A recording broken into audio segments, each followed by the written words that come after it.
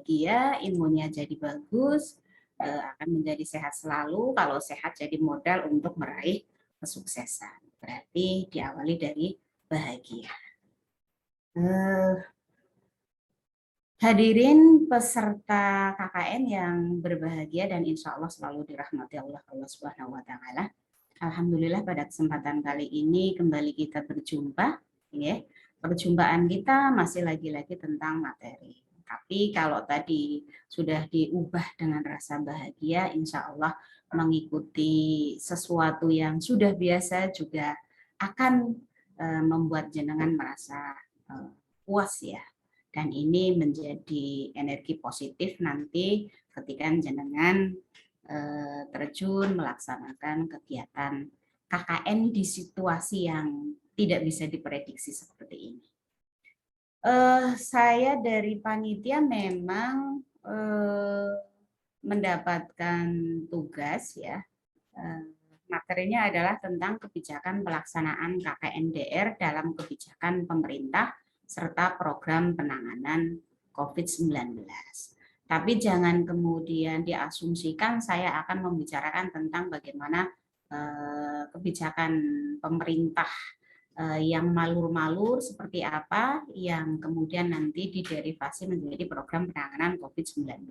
Itu tidak. Saya akan fokus nanti kepada bagaimana pelaksanaan kebijakan turunan dari semua kebijakan tersebut menjadi kebijakan KKN DR di lingkungan kampus kita. Nah, setidaknya kalau kita lihat dengan tema yang disampaikan oleh para panitia, maka mohon maaf ini sudah kelihatan kan ya, Mas Arifin? Nah, maka alhamdulillah sampai. Sesungguhnya pembicaraan kita ya berbicara tentang struktur kebijakan. Dari kebijakan pemerintah yang sifatnya umum, kemudian diturunkan kepada kebijakan yang secara khusus berkaitan dengan penanganan COVID-19, tetapi penanganan COVID-19 akan berimplikasi juga kepada beberapa hal yang berkaitan dengan kebijakan di perguruan tinggi atau di jenjang pendidikan tinggi. Sehingga KKN yang menjadi salah satu tridharma perguruan tinggi juga mau tidak mau ketika melakukan upaya formulasi kebijakan itu juga tidak boleh mengabaikan tentang keberadaan kebijakan penanganan COVID-19. Ini kalau dilihat dari strukturnya. Kalau dilihat dari posisinya, maka kebijakan tentang KKNDR ya sesungguhnya menjadi irisan dari bagian dari program penanganan COVID-19 di lingkungan kampus terutama ya, dan ini juga menjadi irisan dari kebijakan pemerintah seperti itu. Nah, kalau kita lihat misalnya ya salah satu landasan hukum ya, jadi ragam kebijakan yang saya masukkan di sini nanti menjadi landasan hukum dari kebijakan KKN itu sendiri, sekaligus juga ada landasan filosofis ya.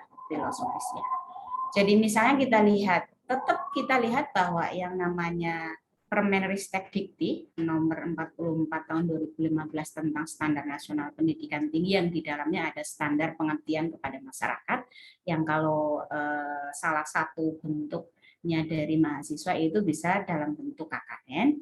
Ini sesungguhnya sudah dijunto lewat Permendikbud nomor 3 tahun 2020 tentang SM Dikti yang di dalamnya juga berkaitan dengan produk kebijakan baru dari Kementerian Pendidikan, yaitu berkaitan dengan Merdeka Belajar Kampus Merdeka.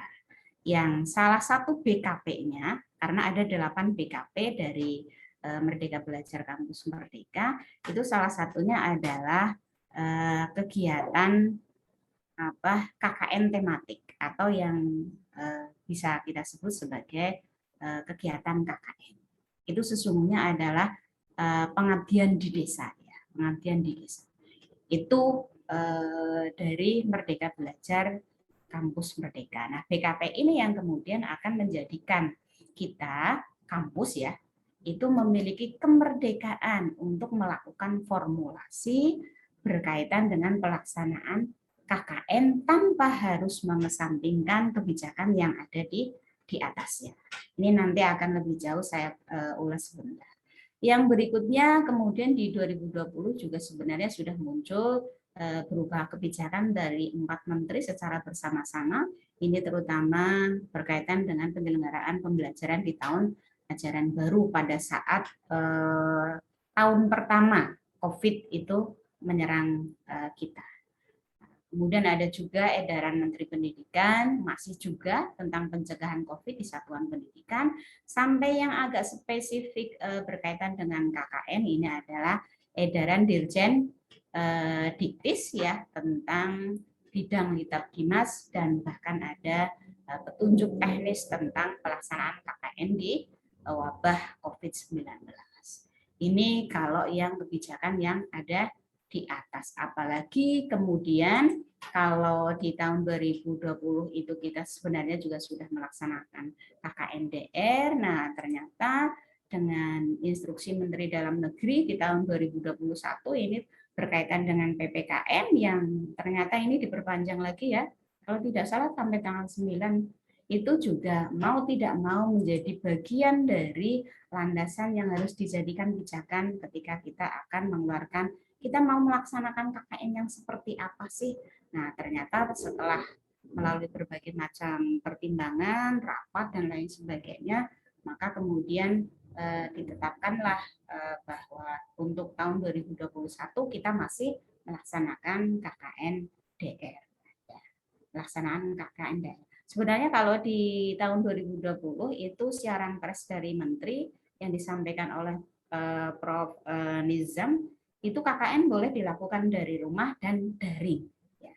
Tapi kita memilih dari rumah, sehingga mahasiswa masih memiliki kesempatan untuk tetap diinstruksi secara langsung dengan masyarakatnya yang basisnya tadi adalah dari masjid, tetapi tidak keluar dari lingkungan rumahnya, seperti itu. Dan landasan filosofisnya ini berkaitan dengan core values keghazalian ya, selalu karena visi kita itu visi yang diturunkan dari pemikiran tokoh yang diusung menjadi nama perguruan tinggi kita, maka ada nilai inti dari keghazalian, salah satunya misalnya bagaimana kita bisa memberikan kemanfaatan kepada masyarakat.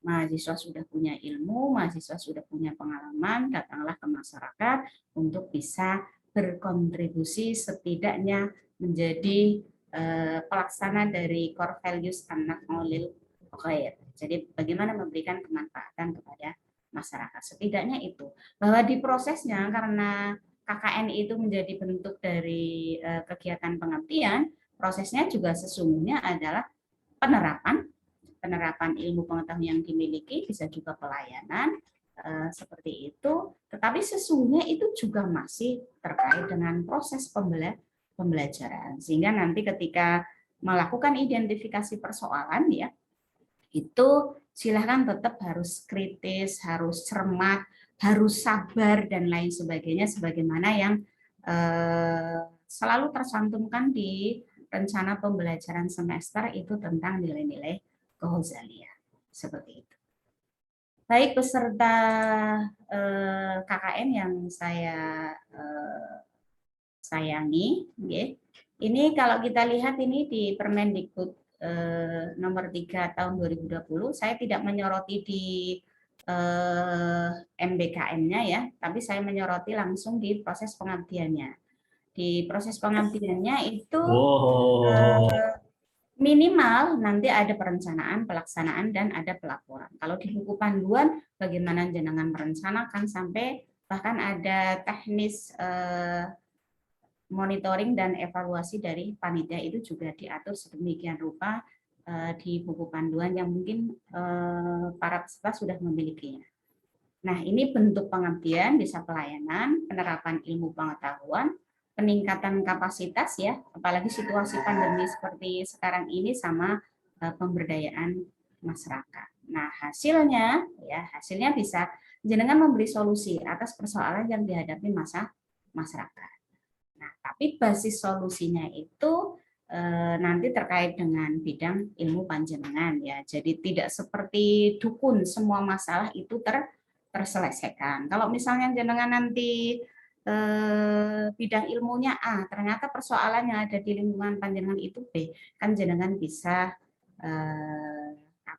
lintas bidang dengan peserta yang lain, atau setidaknya adalah gandeng pihak yang bisa memfasilitasi penyelesaian persoalan yang ada di sekitar panjenengan tersebut. Tentu dengan tetap mengacu kepada aturan yang berlaku. Sedangkan di edaran Dirjen Diktis ini ya, di awal ini ada KKN-DR, kemudian ada KKN kerja sosial. Nah, di saat ini maka karena ini di awal 2020, bulan April 2020 ya, maka pada waktu itu sebenarnya KKN-DR itu adalah alternatif ya. Kalau alternatif kan boleh dipilih, boleh tidak. Tapi perkembangan selanjutnya ya, di era new normal ya, ternyata dari yang tadinya alternatif kemudian menjadi prioritas. Apalagi terkait dengan PPKM yang sekarang, maka KKN-DR menjadi prioritas. Nah, yang kemudian perlu saya sampaikan adalah di yang nomor 1 ini. Jadi sebenarnya kalau yang namanya kegiatan KKN itu tentu akan menyesuaikan kebutuhan. Kebutuhan kalau dalam konteks internal berarti siapa peserta KKN-nya. Bahwa di kampus kita ini kan ada yang fresh, ada yang karyawan, sehingga ini akan menampilkan beberapa alternatif KKN ya. Ini yang pertama. Kemudian yang kedua, visi perguruan tinggi kita adalah menjadi inspiring world-class university, walaupun alurnya itu sangat panjang, tetapi kan bisa dimulai dari saat ini setahap demi setahap. Maka kemudian bagian dari alternatif besaran utamanya itu sebenarnya KKN kita itu ada KKN yang dilaksanakan di dalam negeri dan KKN di luar negeri yang nanti diturunkan lagi menjadi beberapa model KKN. KKN-DR sebenarnya muncul atau lahir dalam situasi darurat ya. Jadi situasi yang tidak diprediksi sebenarnya seperti itu. Nah, lagi-lagi saya bilang bahwa berkaitan dengan landasan filosofis ini, kita tidak boleh keluar dari apa yang disebut dengan core values kehumasan yang tadi sudah saya sampaikan di atas. Nah, otomatis ya tema KKN kita pada kesempatan kali ini adalah Mamusda dari Masjid Indonesia Bangkit di masa pandemi COVID-19 menuju adaptasi kebiasaan baru. Ini semuanya sebenarnya sudah ada di dalam buku panduan. Ini nanti diturunkan para mahasiswa yang saya sayangi. Ini beberapa temanya. Ada penguatan atas kesadaran dan kepedulian terhadap wabah COVID. Ini yang menjadi utama ya, yang menjadi utama. Jadi ditaruh di nomor 1. Ini artinya yang menjadi utama. Kemudian relasi agama dan kesehatan dengan tepat, penanganan isu 17 SDGs tadi ada penambahan ya. Jadi sempat karena kondisinya sangat darurat, kita sudah bikin perencanaan terkait dengan KKN, tiba-tiba muncul COVID-19, tiba-tiba muncul new normal di tahun 2020 itu ya, sehingga isu SDGs yang tadinya sebenarnya sudah dilaksanakan di tahun 2019 itu terpaksa pada waktu itu tidak bisa dilanjutkan. Nah, bahwa pada KKN tahun ini itu kembali masuk, itu pun tidak melanjutkan dari lokasi-lokasi yang di tahun 2019 itu sudah menjadi lokasi KKN. Karena sesungguhnya ini kan butuh kontinuitas nih. Jadi sebenarnya kalau yang bagus pengertian itu multi years ya. Jadi tahunnya itu panjang, banyak, walaupun bisa saja pesertanya itu berbeda-beda, tetapi peserta angkatan pertama dilanjutkan oleh angkatan yang kedua dan seterusnya, sehingga memang ini relatif menjamin ketercapaian dari penanganan isu 17 ini. Kemudian ada moderasi agama, kemudian ada pendidikan, dakwah keislaman yang sesungguhnya semuanya juga tetap berbasis kepada keilmuan prodi. Mungkin yang agak berbeda di tahun 2020 basis prodi itu menjadi dasar untuk basis keilmuan ya. Keilmuan itu ada di prodi, kemudian payungnya ada di fakultas, itu menjadi basis pengelompokan ya. Tetapi berdasarkan hasil evaluasi atas keterlaksanaan KKN DR di tahun 2020 ternyata menimbulkan hal-hal yang tidak diinginkan, maka ini DR-nya tidak diikat oleh lintas keilmuan ya, oleh lintas keilmuan seperti itu. Tetapi tetap ada pengelompokan. Tapi nanti secara lebih teknis ya akan disampaikan oleh pemateri berikutnya. Nah, apa yang menjadi orientasi dari KKN DR Unuga kali ini?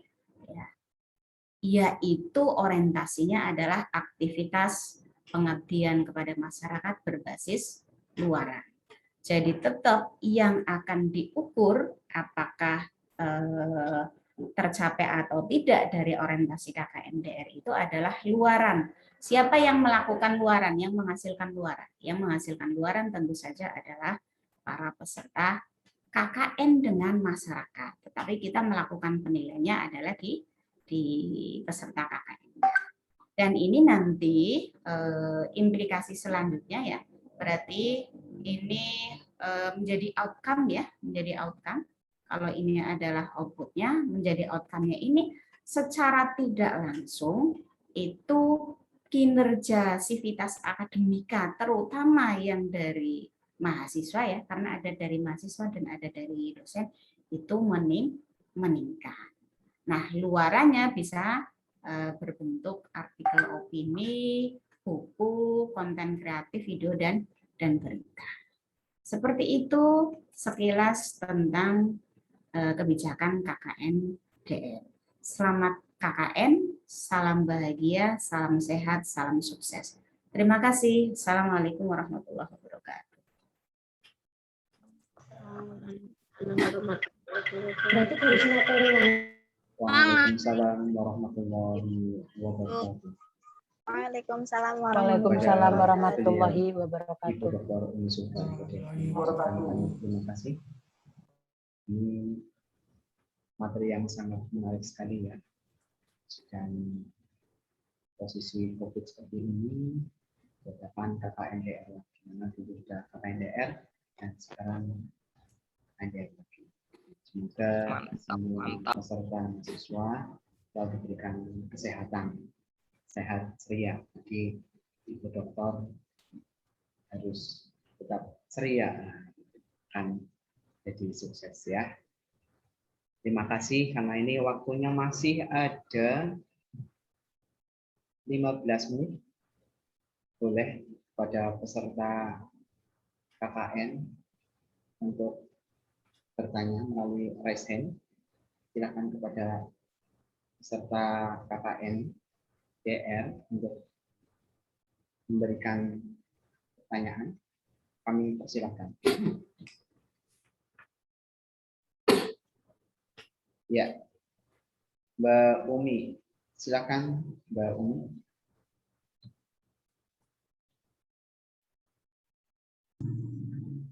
Assalamualaikum warahmatullahi wabarakatuh. Waalaikumsalam.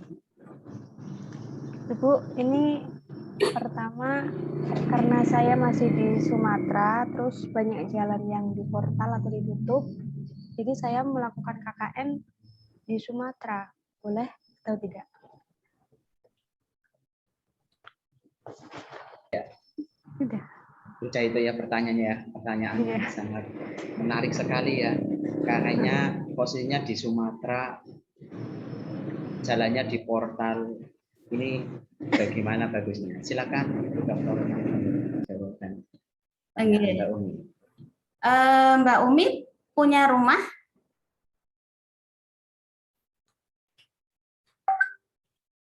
Halo Mbak Umi. Mbak Umi kan kloningan saya, sama-sama Umi nih.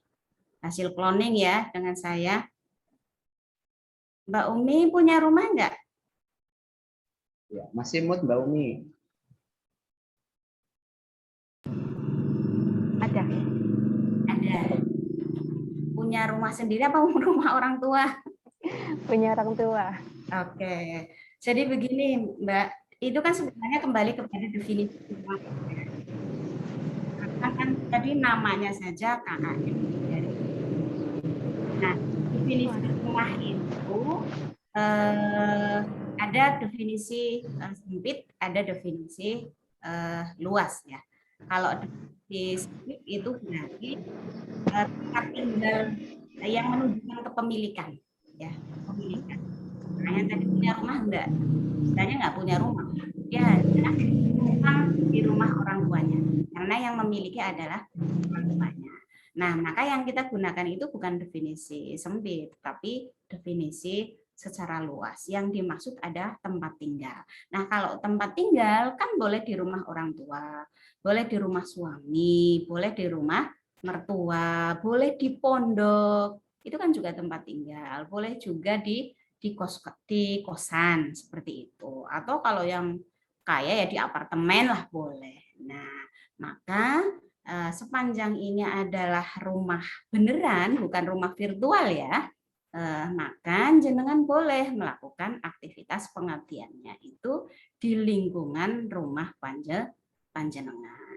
Ini kan juga kalau beberapa pondok pesantren kan ada juga yang nggak boleh pulang tuh. Nah, maka ya berarti yang dimaksud dengan rumahnya ya berarti pondok pesantren.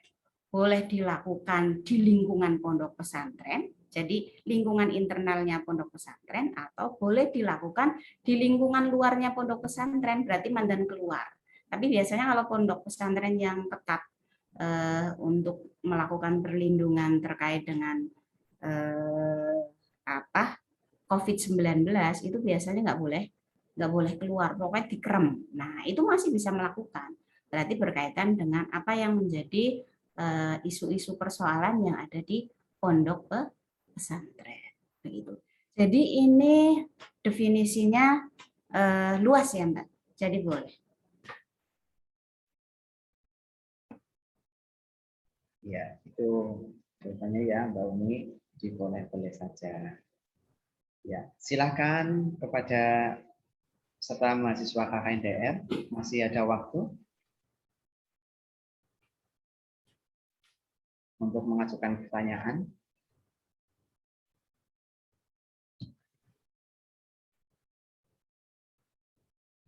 Karena ini sudah bahagia semua, jadi nggak ada persoalan. Oh, alhamdulillah.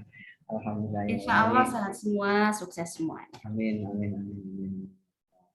Ya, baik kalau sudah tidak ada pertanyaan, alhamdulillah ini kalau peserta sudah paham.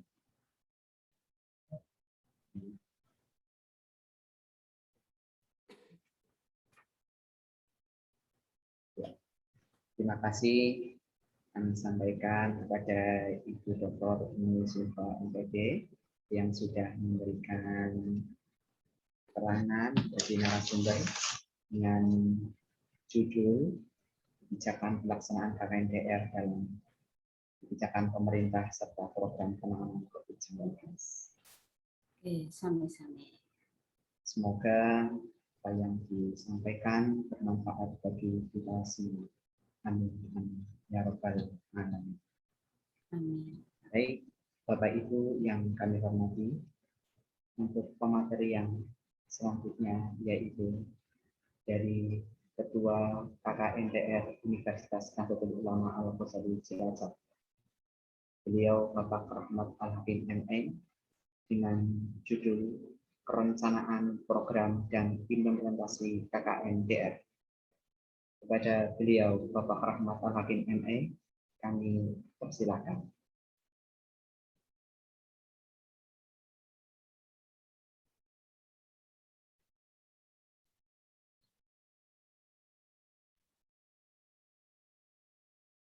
Bapak Rahmat Al-Hakim MA, apakah sudah bergabung dengan kami?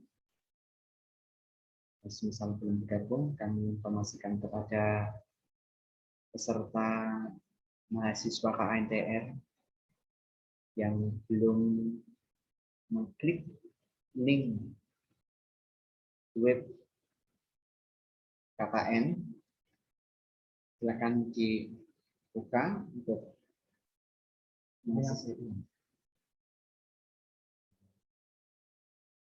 mengisi asesmen yang di dalamnya.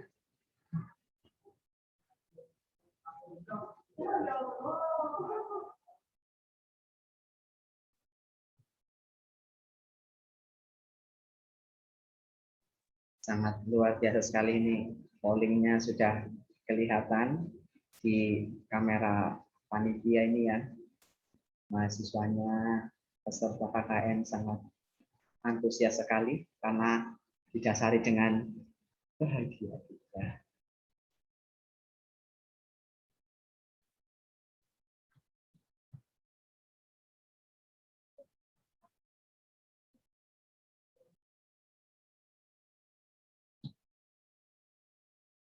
Silakan pada teman-teman mahasiswa yang belum membuka web Unuga,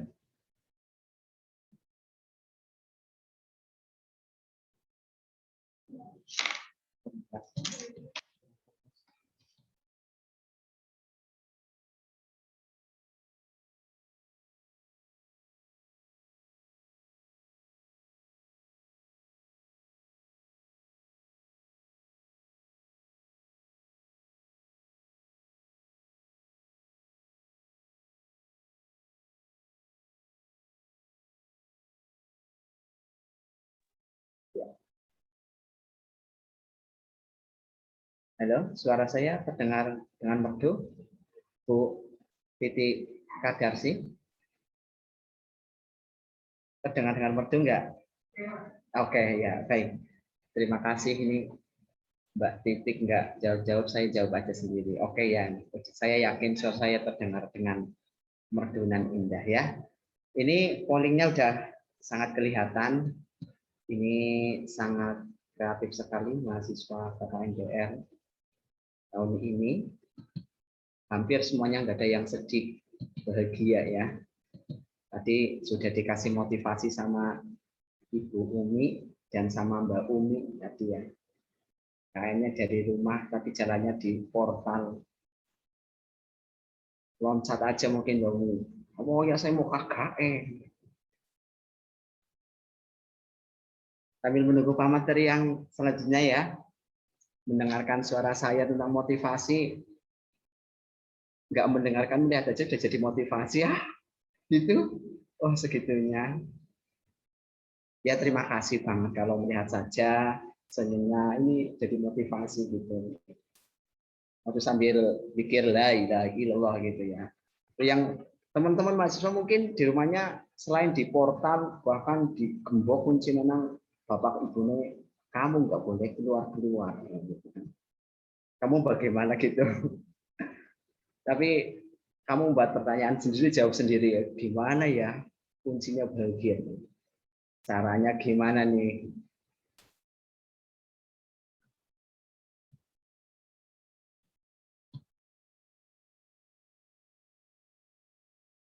Ayo silakan pada teman-teman mahasiswa yang belum buka linknya untuk segera membuka. Ada pertanyaan lagi dari mahasiswa. Rumahnya dipasang genteng Pak, genteng. Ini diputeri rantai apa Umay? Waduh, keren nih. Sebenarnya KKN tuh nggak usah bingung aja nih. Dulu tuh ketika saya KKN tuh nggak bingung-bingung amat, malah suka banget bener. Pokoknya sejarah hidup lah, saking senangnya. Program-programnya kalau kamu bingung nih di tempatku saja tuh ada pembangunan masjid, rewangi masjid kayak ngaduk apa ngecat yang kamu punya bapaknya punya toko besi, sumbangkan itunya catnya gitu. Wah bapak itu Pak Arifin katanya di sana ada masjid yang sedang Bang, chatnya dikasihkan aja ya. Ah, siap gitu pasti. Yakin itu bapaknya pasti bahagia banget. "Wah, kamu hebatnya nak, ada KKN gitu."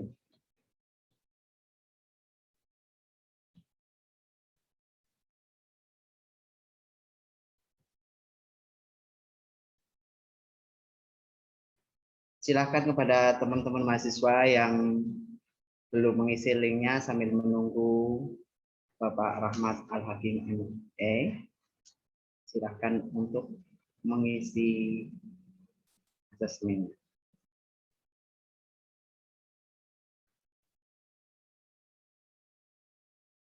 Oh, ini ada pertanyaan yang sangat menarik sekali nih ya. Itu dong Pak Arifin, untuk KKNDR biar penuh pengalaman Pak. Wah, pengalaman banget nih ya. Pengalaman saya dulu pas KKN tuh, pokoknya kakaknya aku nggak mau pulang gitu. Dulu kan kakaknya saya kan jauh ya. Mengikuti kegiatan yang ada di desa. Pas itu kebetulan kan di desa tersebut saya belum apa ya, nggak ada yang kenal, jadi saya pede-pede aja lagi. Kerigan melu kerigan, ngajar ngaji melu ngajar ngaji, apa anu nih itu kali kali nawu kali pas itu kan pas kering ya, pas Agustus. Ini yang nih Mas Irham yang suka nawu, nahwu kok. Oh ada lagi nih Pak, mau ketemu jodoh di KKN, doain ya. Aku juga bukan di KKN jodohnya. Waduh ini. Pokoknya bahagia dulu deh, sehat, bahagia, makan yang bergizi, ya. Nih ada lagi nih, pertanyaannya unik-unik sekali nih. Aku nggak mau pulang. Kenapa kamu nggak mau pulang ya Allah? Nggak mau pulang. Ada lagi nih, makannya lucu banget nih. Pak, sudah makan belum? Sudah, alhamdulillah saya sudah makan. Pengen tahu makannya pakai apa? RHS. Nih ada lagi nih pertanyaannya nih. Pokoknya yang di chat ini saya bacakan semuanya nih. Ini gratis dibacakan tuh dulu pas saya jadi penyiar radio nih ya. Kalau ngirim kayak gini tuh bayar 5.000 satu perkataan salam nih. Salam-salam buat kasih sayangku yang di sana gitu. Itu wajib bayar nih. Request lagu bayar nih. Apalagi kalau saya yang melakukan. Tuh bayarnya gede banget. Apa bisa lagu Pak Arifin? Ya tergantung lagu apa. Reggae apa reggae? Asia. Ini ada pertanyaan lagi nih. Kalau rumahnya di portal bukan butuh motivasi, tapi butuh dibuka portalnya. Ya benar, ini benar sekali ya. Bukan butuh motivasi, ya butuh juga sih. Pasti kalau di portal kan kamu bingung, nggak punya motivasi, ya udahlah aku di rumah aja gitu ya. Tapi kalau punya motivasi, saya buka aja, saya akan membuka dunia ini.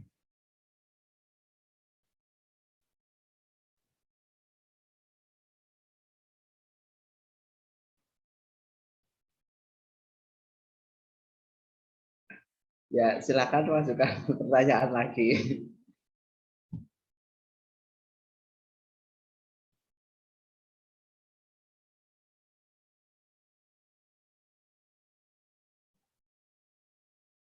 Oh, nih ada lagi. Salam bahagia, salam sehat, salam sukses, salam damai, saya senyum dari itu.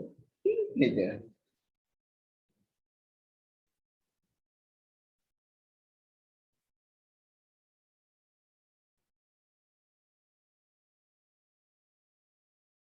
Oh, Pak, pengertian dari KKNDR itu apa sih? KKNDR singkatannya kan ada itu ya. Cari aja di Mbak Mbak mana? Mbak Google. Japri ini ya, Japri aja boleh. Tapi di privat ya nomornya ya. Oh, kalau yang bosan daring gampang nih. Itu kan beritanya kalau kena corona kan apa ya, biar nggak sakit tuh panasan. Nih kebetulan di dekat rumah saya tuh sawahnya tuh lebar banget. Sawahnya tetangga tuh lebar banget. Kebetulan musim itu musim panennya. Silakan bawonnya buat aku. Seger sekali kamu Pak Arifin. Itu selain jadi sehat, tambah amal ya. Jadi kamu habis bawon, padinya dikasihkan ke Pak Arifin. Apalagi nih?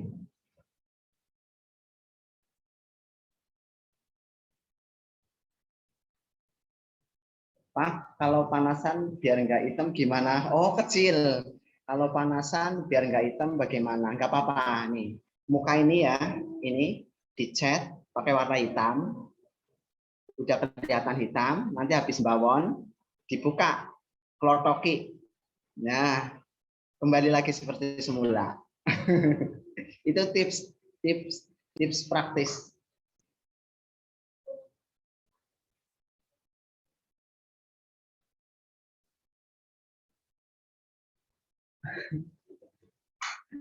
Ayo, siapa lagi yang mengajukan pertanyaan?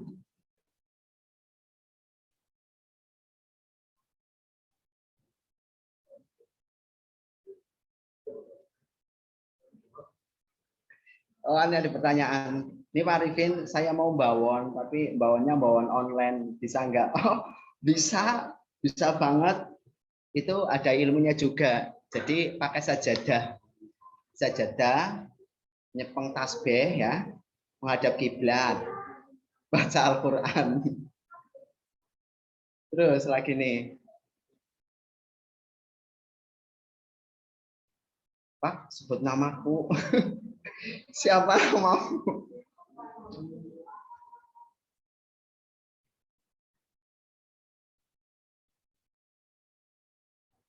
Ini aku nggak dapat snack. Oh, kamu nggak dapat snack tuh? Alhamdulillah, alhamdulillah sekali.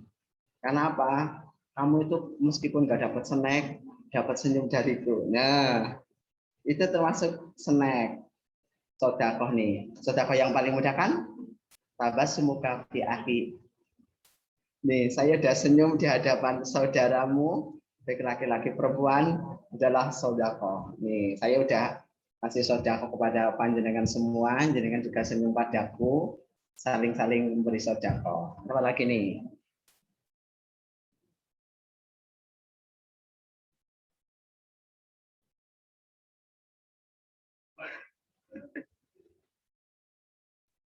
Ya ini sambil menunggu Pak Materi ya, Pak Rahmat Al-Hakim, nanti insya Allah ini 4 menit lagi insya Allah bergabung insya Allah.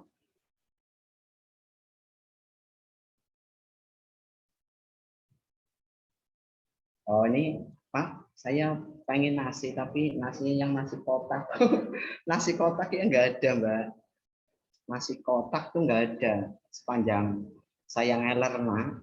Itu berasnya tuh berasnya panjang. Jadi nasi kotak nggak ada.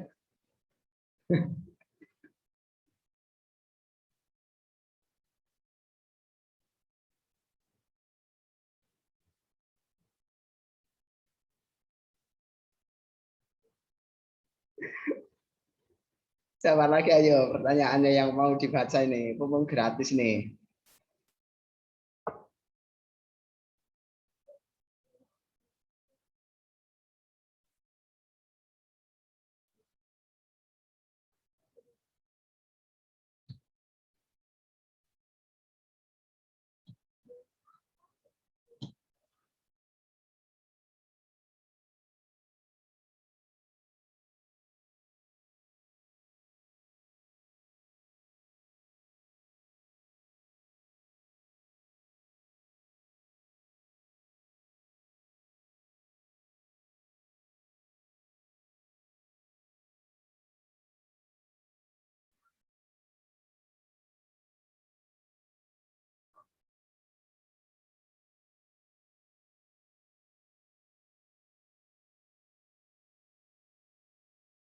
Ayo nih pertanyaannya ya. Tersesat, tersesat. Astagfirullah. Tanya Pak, kalau bangunin orang mati pakai azan subuh, apakah akan bangun orang matinya? Alah, ngarang nih. Nih, tips yang punya anak kecil nih ya, atau punya adik nih ya, ketika membangunin anaknya itu tuh caranya tuh diusap mukanya, bacain sholawatnya, terus tarik jangan kasar-kasar, pelan-pelan ya, agar cepat tarik yang kasar gitu ya, itu cepat bangun. Nih, apalagi nih, ini saya nggak pilih kasih nih.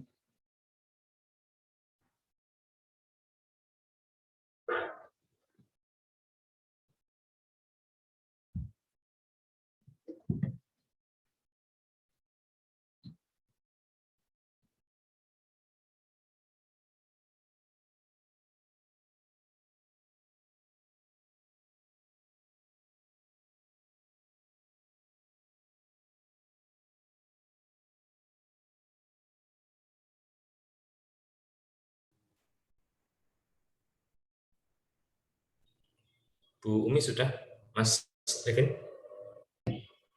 Terima kasih, alhamdulillah Bapak Rahmat Al-Hakim ini sudah bergabung bersama kita. Bapak Ibu yang kami hormati, yang terakhir itu materi dengan judul perencanaan program dan implementasi KKNDR yang akan disampaikan oleh Bapak Rahmat Al-Hakim ML. Kepada beliau kami persilakan.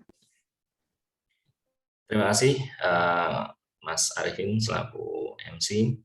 Bismillahirrahmanirrahim. Assalamualaikum warahmatullahi wabarakatuh. Alhamdulillah, salam sejahtera untuk kita semuanya. Yang saya hormati Bapak Kiai Haji Dr. Andes Kiai Haji Nasrullah MH selaku Rektor Undip Cilacap, yang saya hormati Wakil Rektor 1, Wakil Rektor 2, dan Wakil Rektor 3, yang saya hormati para dekan, para kaprodi, dan Bapak Ibu dosen pembimbing lapangan, serta yang saya cintai teman-teman peserta KKN UNUGA tahun 2021. Alhamdulillah, pertama-tama kita panjatkan puji syukur kehadirat Allah SWT bahwasannya pada siang hari ini kita masih diberikan nikmat sehat, nikmat sempat untuk bisa bersilaturahmi walaupun lewat media Zoom. Tetapi mudah-mudahan hal ini tidak mengurangi esensi nanti kita dalam melaksanakan pengabdian dalam rangka pelaksanaan kegiatan KKN tahun 2021 ini. Baik, seperti yang tadi sudah disampaikan oleh Mas Arifin, bahwa materi saya pada siang hari ini adalah perencanaan program dan implementasi kegiatan KKN tahun 2021. Nah, sebelumnya mungkin banyak teman-teman yang belum kenal, mungkin saya mengenalkan diri. Nama saya Rahmat Al-Hakim. Sehari-hari saya ngajar di Fakultas Ekonomi UNGA dan berkegiatan juga di unit bisnis kampus. Baik, kita mulai saja untuk materi implementasi program dan implementasi kegiatan. Perencanaan program dan implementasi kegiatan KKN UNUGA 2021. Sudah terlihat ya, Mas Arifin, slide-nya? Sudah, alhamdulillah sudah. Oke, ini kok nggak bisa full screen ya? Nah, oke. Baik, kita lanjutkan.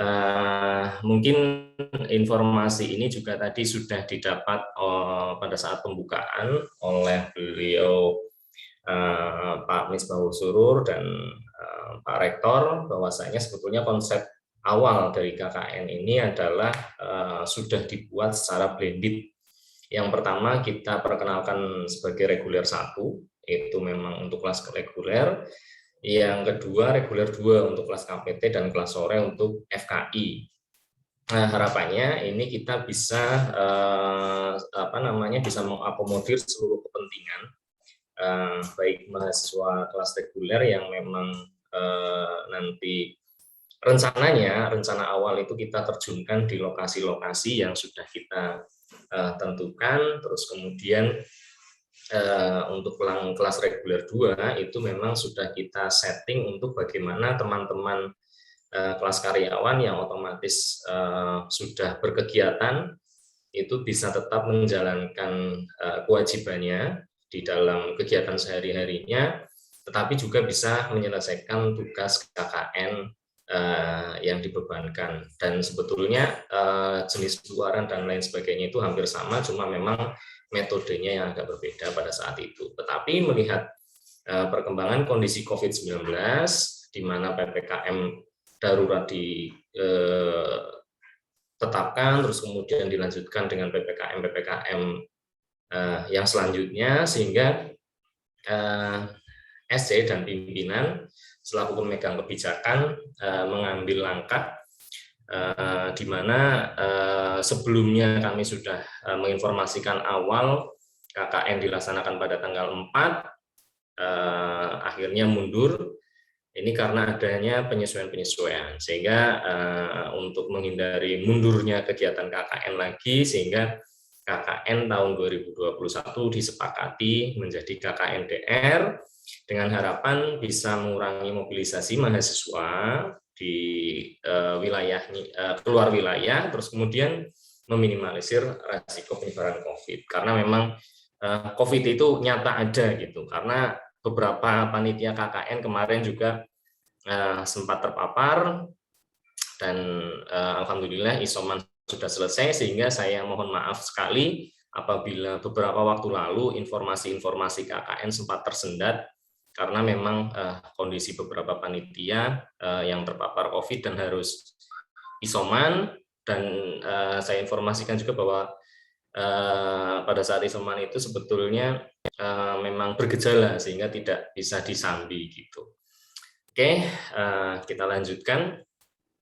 Konsep KKN DR ini nanti akan dilaksanakan berdasarkan domisili masing-masing peserta KKN. Jadi di hari kedua nanti kita akan menginformasikan tentang kelompok KKN. Nah, pengelompokan itu nanti didasarkan pada kedekatan domisili. Jadi mungkin teman-teman jika membandingkan dengan KKN DR tahun 2020 itu bedanya bahwa KKN DR di tahun 2020 itu memang murni tersebar karena basisnya adalah basis keilmuan. Jadi misalnya kalau Fakultas Ekonomi berarti kelompoknya semuanya adalah Fakultas Ekonomi, sehingga jarak domisili mereka itu berjauhan. Tetapi berbeda dengan KKN DR kali ini, kami panitia mencoba mengoptimalkan untuk pengelompokan berdasarkan kedekatan domisili. Harapannya adalah nanti akan terjadi sinergitas yang satu wilayah, karena sebetulnya kita kan menghindari mobilisasi keluar wilayah. Jadi nanti apabila teman-teman yang memang domisilinya dekat, khususnya nanti yang di wilayah Kesugihan itu bisa melaksanakan kegiatan pengabdian secara real gitu ya di lapangan. Dan nanti jika membutuhkan perizinan, baik itu perizinan penggunaan musola atau masjid atau perizinan kegiatan di misalnya skup pemerintahan gitu, kecamatan ataupun kelurahan, nanti teman-teman bisa mengajukan pada saat nanti teman-teman sudah menyusun program. Nanti ketika teman-teman menyusun program itu kan ada mitra, terus kemudian ada sasaran. Nah, itu nanti kalau memang sasaran itu benar-benar membutuhkan perizinan, nanti akan kami fasilitasi. Sehingga teman-teman bisa melakukan kegiatan ya KKN kayak semestinya gitu. Artinya melibatkan masyarakat. Oke, itu yang menjadi dasar pemikiran kami untuk melaksanakan KKN berdasarkan kedekatan domisili. Seperti tadi sudah diinformasikan pada saat sambutan, bahwa pada tahun ini ada kurang lebih 286 peserta KKN dari hasil pendaftaran 2 gelombang, di mana gelombang pertama itu ada sekitar 275 ya, 275, terus kemudian gelombang kedua ada 11. Alhamdulillah beberapa yang tercecer gitu ya bisa ikut pada KKN kali ini. Mungkin itu salah satu apa ya istilahnya ya, efek positifnya di mana kegiatan KKN tahun ini diundur seperti itu. Jadi ada beberapa teman yang seharusnya tidak bisa karena berbagai hal, akhirnya alhamdulillah bisa ikut KKN pada periode tahun ini. Nah, di sini saya akan menyampaikan sedikit bagaimana pengorganisasian KKN di tahun 2021, di mana semua komponen yang ada di Universitas Nahdlatul Ulama Al-Ghazali Cilacap ini ikut terlibat dalam penyusunan konsep, di mana sesuai dengan kapasitas dan kapabilitas masing-masing.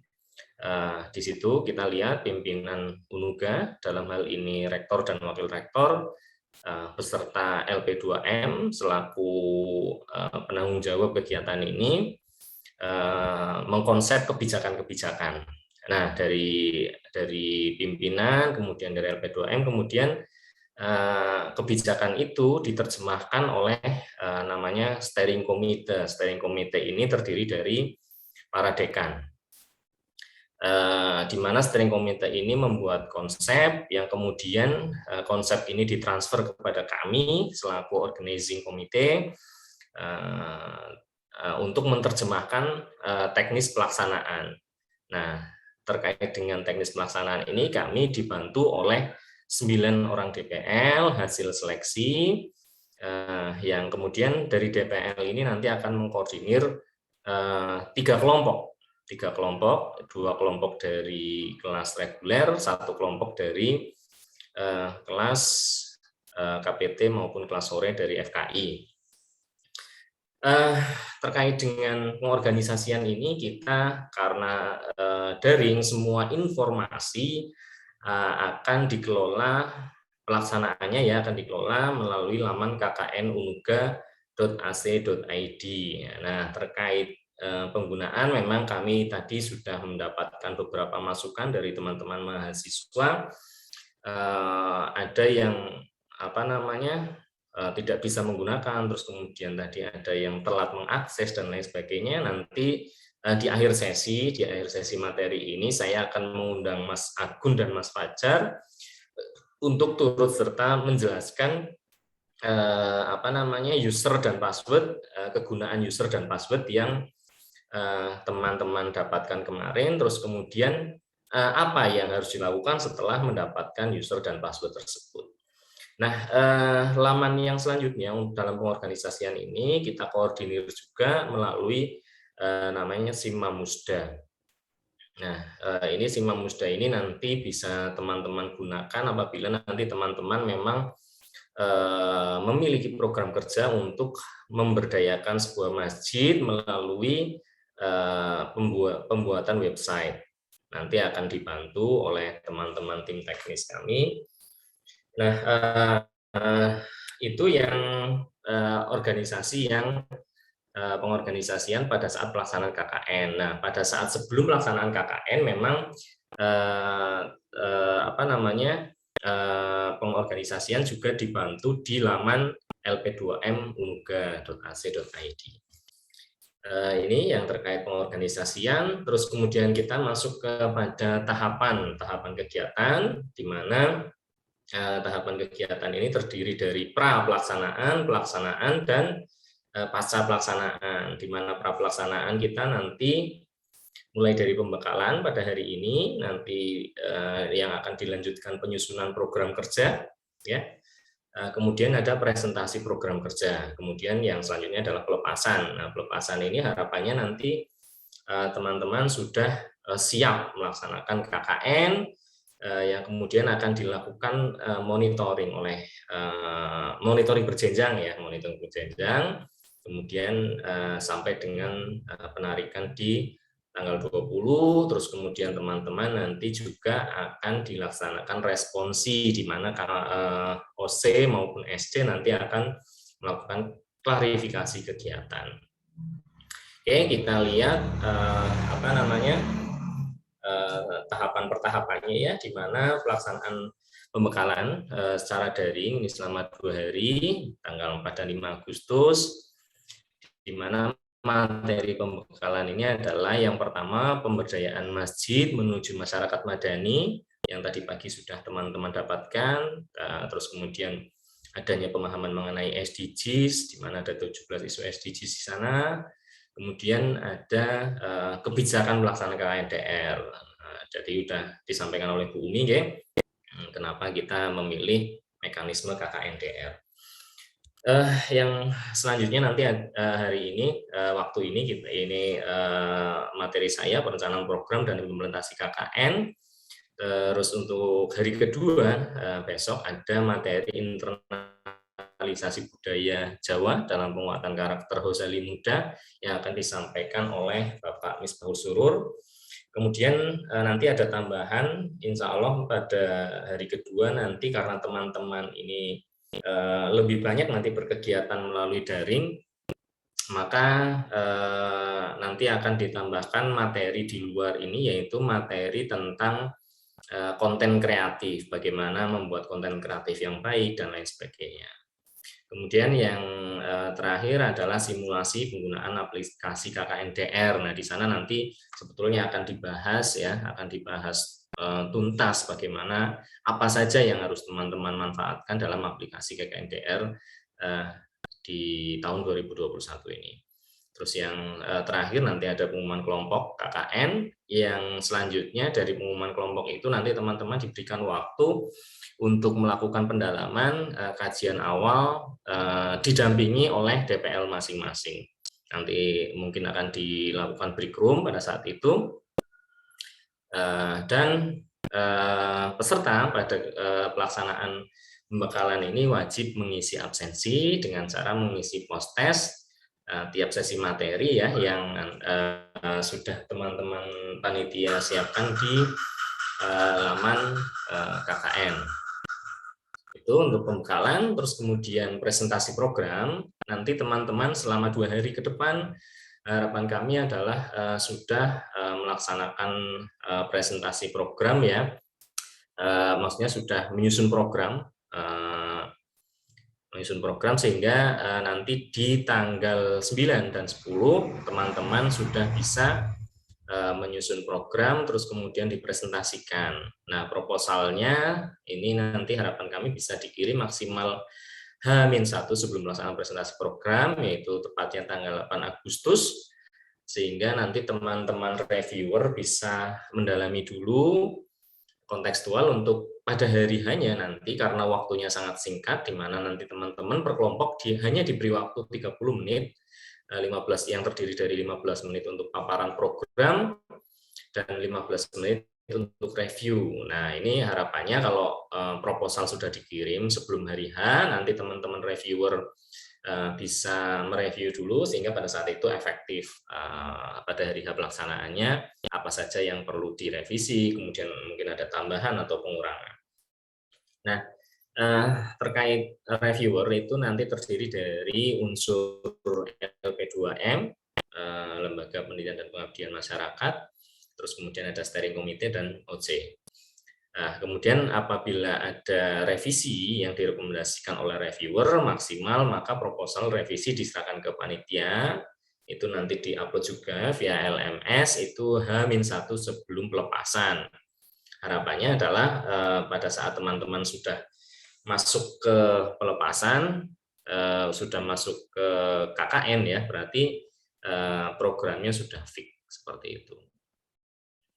Oke, kita lanjutkan. Pelaksanaan pelepasan nanti juga secara daring akan dilaksanakan pada tanggal 12 Agustus 2020, di mana mahasiswa KKN nanti wajib mengganti foto profil ya yang ada di media sosial, baik itu WA, di Twitter, ataupun di Facebook, itu nanti menggunakan tribun yang sudah disusun, yang sudah dibuat, didesain oleh tim, nanti akan di-share bahwa menunjukkan bahwa teman-teman ini nanti sudah siap melaksanakan kegiatan KKN-DR di tahun 2021. Nah, terkait dengan atribut, insya Allah akan segera didistribusikan oleh panitia dan harapannya nanti pada tanggal 12 sudah diterima oleh teman-teman. Tetapi nanti sehingga bisa digunakan pada saat pelepasan. Tapi kalau misalnya ini kan di luar kendali kami karena kami akan menggunakan apa namanya ekspedisi, jasa ekspedisi. Apabila nanti pada hari pelepasan itu ternyata belum mendapatkan teman-teman, mungkin bisa nanti menggunakan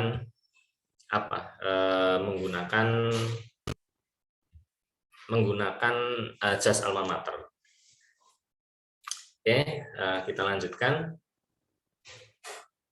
Halo. Oke, kita lanjutkan. Selama pelaksanaan nanti teman-teman akan dimonitoring pelaksanaan kegiatan itu oleh DPL, monitoring yang rutin oleh DPL. Nanti masing-masing DPL akan kita fasilitasi link Zoom dari panitia untuk melakukan koordinasi, melakukan mungkin nanti teman-teman juga butuh misalnya link Zoom untuk melaksanakan misalnya program workshop atau diskusi online gitu ya. Itu nanti langsung bisa berkoordinasi dengan DPL masing-masing. Terus kemudian monitoring kegiatan harian teman-teman nanti akan dipantau lewat laman kknumuga.ac.id. Jadi nanti teman-teman setiap hari wajib melakukan absensi di laman tersebut dengan cara nanti di pagi dan sore hari. Nah, untuk sore harinya nanti teman-teman bisa melaporkan kegiatan apa saja yang telah dilaksanakan dalam rangka pelaksanaan KKN. Kemudian untuk monitoring juga tidak hanya dilakukan oleh DPL ke mahasiswa, tetapi juga dilakukan oleh panitia dalam rangka melihat apakah DPL sudah melaksanakan tugasnya mendampingi teman-teman dalam aktivitas kegiatan KKN. Nah, terlepas dari itu tadi terkait dengan pengorganisasian juga untuk teman-teman panitia juga termasuk kami dimonitoring oleh SC melalui aktivitas panitia di laman KKN Muga, kemudian SC juga dimonitoring oleh pimpinan. Akan tetapi monitoring ini nanti dari pimpinan secara langsung atau dari SC dan OC yang terjadwal akan dilaksanakan selama KKN itu 2 kali di kurang lebih di 10 hari pertama untuk melakukan evaluasi apakah penyusunan program kerja yang disusun itu implementatif atau tidak. Terus kemudian di 10 hari terakhir nanti monitoring itu difokuskan pada luaran. Apakah teman-teman sudah mulai menyusun luaran yang nanti diwajibkan di kegiatan KKN-DR tahun 2021 ini. Nah, terkait luaran nanti akan kita bahas pada sesi berikutnya, di mana pada saat penarikan itu tanggal 20 September 2021 nanti teman-teman juga harapannya sudah menyusun laporan KKN. Oke. Nah, responsi akan dilaksanakan selama 2 hari. Ini mekanismenya juga hampir sama dengan presentasi proposal ya, presentasi program, di mana masing-masing kelompok diberi waktu 30 menit untuk pemaparan dan 15 menit review. Nah, pada saat ini nanti teman-teman juga mengirimkan 2 file. Yang pertama file dalam bentuk Word, laporan secara keseluruhan, dan file dalam bentuk PPT ya. Sehingga memudahkan nanti pada saat teman-teman melakukan presentasi kegiatan. Reviewer terdiri dari unsur LP2M dan SC. Kemudian laporan final setelah mendapatkan revisi atau review dari reviewer harus dikumpulkan pada tanggal 1 sampai 3 Oktober 2021. Nah, ini kenapa tadi materi-materi yang teman-teman dapatkan terdiri dari manajemen masjid menuju masyarakat madani, terus kemudian ada SDGs dan lain sebagainya. Ini terkait dengan tema KKN DR tahun 2021, di mana temanya adalah dari Masjid Indonesia Bangkit di masa pandemi COVID menuju adaptasi kebiasaan baru. Nah, di mana dari tema tersebut kita pecah lagi menjadi 5 subtema. Yang pertama adalah penguatan atas kesadaran dan kepedulian terhadap COVID-19. Nah, nanti ini bisa menjadi program teman-teman. Terus kemudian ada relasi agama dan kesehatan atau sains dengan tepat. Nah, nanti teman-teman bisa menghubungkan, menterkaitkan antara agama dan kesehatan. Terus kemudian yang ketiga adalah penanganan 17 isu SDGs, seperti yang tadi sudah disampaikan oleh narasumber Pak Christian Solani. Nah, itu nanti teman-teman bisa menyusun program kerja dari situ. Kemudian yang keempat adalah subtema moderasi beragama. Terus kemudian yang kelima adalah pendidikan serta dakwah keagamaan Islam dengan memanfaatkan berbagai media sosial di masa adaptasi kebiasaan baru. Nah, dari tema-tema ini nanti teman-teman bisa menjadi ide awal untuk melakukan atau menyusun perencanaan program. Baik, yang selanjutnya bentuk KKN, bentuk kegiatan dengan tema yang tadi. Bentuk KKN yang kita siapkan adalah pertama sosialisasi COVID, ya, terus kemudian yang kedua adalah diskusi online, yang ketiga adalah konten kreatif, dan yang keempat adalah pemanfaatan teknologi tepat guna, di mana bentuk-bentuk kegiatan ini bisa berdiri sendiri-sendiri atau dikombinasi, misalnya sosialisasi COVID dan pemanfaatan teknologi tepat guna, misalnya penggunaan hand sanitizer. Ini kalau yang tahun lalu itu penggunaan hand sanitizer dari bahan herbal dari FTI, itu teknik kimia membuat kegiatan seperti itu. Nah, kemudian dari 4 bentuk kegiatan ini nanti luarannya ada luaran individu dan luaran kelompok, di mana luaran individu terdiri dari penulisan artikel opini, yang kedua adalah konten kreatif. Terus kemudian untuk luaran yang kelompok ada laporan tugas kelompok, terus kemudian ada penulisan buku yang merupakan kumpulan dari artikel-artikel individu. Kemudian yang selanjutnya ada berita online. Nah, ini rinciannya tadi yang dari keterangan yang dari atas tadi, ya, di mana laporan tugas individu merupakan laporan kegiatan KKN yang ditulis dalam bentuk timeline dan keterangan kegiatan per hari. Terus kemudian penulisan artikel ini hanya satu artikel yang diwajibkan. Jadi kalau artikel ini nanti teman-teman bisa fokus di salah satu kegiatan, atau misalnya membuat rangkaian kegiatan yang saling berhubungan. Jadi misalnya contoh pemberdayaan atau misalnya pemberdayaan bidang pendidikan, misalnya pemberdayaan bidang pendidikan, temanya seperti itu. Nanti teman-teman bisa melakukan berbagai hal, misalnya untuk untuk guru-gurunya, nanti teman-teman bisa memberdayakan melalui misalnya penyusunan materi-materi online gitu, ya, atau misalnya penggunaan KineMaster dalam kalau tahun lalu ada namanya penggunaan KineMaster dalam pembelajaran. Terus kemudian pada orang tuanya nanti apa gitu. Nah, itu rangkaian kegiatan itu bisa ditulis dalam sebuah artikel dengan tema besar apa gitu. Tetapi bisa jadi itu fokus ada salah satu kegiatan yang mungkin teman-teman bisa anggap sebagai kegiatan yang unggulan seperti itu. Kemudian yang ketiga, itu yang luaran yang kedua ya. Luaran yang ketiga, pembuatan konten kreatif untuk meme, flyer, dan infografis, 10 konten per mahasiswa selama selama masa KKN. Masa KKN kan 40 hari ya.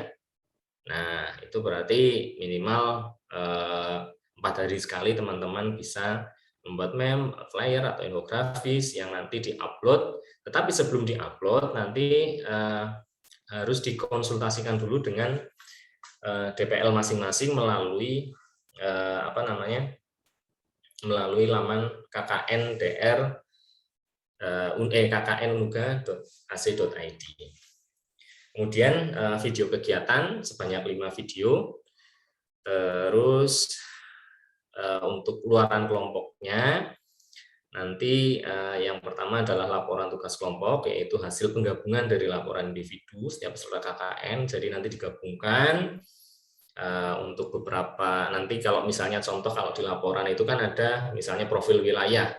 Profil wilayah kalau sebetulnya ini kan ada kedekatan beberapa, kami sudah mencoba mengoptimalkan kedekatan domisili, tetapi ada beberapa kelompok-kelompok yang ternyata nanggung irisan-irisan gitu, sehingga kami gabungkan, dan nanti tinggal di mix aja kira-kira seperti apa profil yang baik. Artinya yang menggambarkan misalnya kayak contoh Rawalo sama apa kemarin, Rawalo sama misalnya sebelahnya Rawalo itu Kebasen misalnya, ada yang domisili Kebasen misalnya. Nah ini tinggal nanti di mixing aja, dibikin digabungkan ya untuk profilnya seperti apa yang bagus. Nah kemudian yang berikutnya untuk yang kedua yaitu penulisan buku, nanti kami panitia akan harapannya adalah bisa satu kelompok itu bisa menerbitkan satu buku. Ini bukunya ISBN, nanti untuk biaya pencetakan, biaya pengurusan ISBN itu nanti akan di cover oleh panitia, tentunya dari iuran yang teman-teman bayarkan gitu ya. Contohnya seperti ini contoh buku hasil KKN ini yang ada di pojokan ini. Ini temanya Kampung Sutera. Ini KKN daring juga. Ini hasil KKN daring juga dari universitas apa ini saya lupa. Nah ini contohnya seperti itu. Kalau misalnya biar nggak terlalu plagiasi gitu ya. Nanti kalau misalnya kayak di yang domisilinya di Kesugihan, nanti bisa juga misalnya ngambil contoh kampung pesantren misalnya, karena banyak pesantren yang ada di Pesugihan gitu misalnya. Oke, yang selanjutnya keluaran yang ketiga untuk kelompok ini adalah menulis berita kegiatan KKN-DR. Jadi penulisan berita yang dimaksud adalah menuliskan kegiatan yang dilaksanakan individu atau kelompok. Nah ini setiap kelompok diwajibkan menulis 2 berita dalam 1 minggu. Jadi nanti mungkin bisa berbagi ya untuk teman-teman, dikoordinasi oleh DPL. Oh ya untuk minggu ini ada tim ini misalnya di dalam satu kelompok, bisa jadi nanti misalnya kayak yang Sulawesi misalnya itu kan ada 3 orang.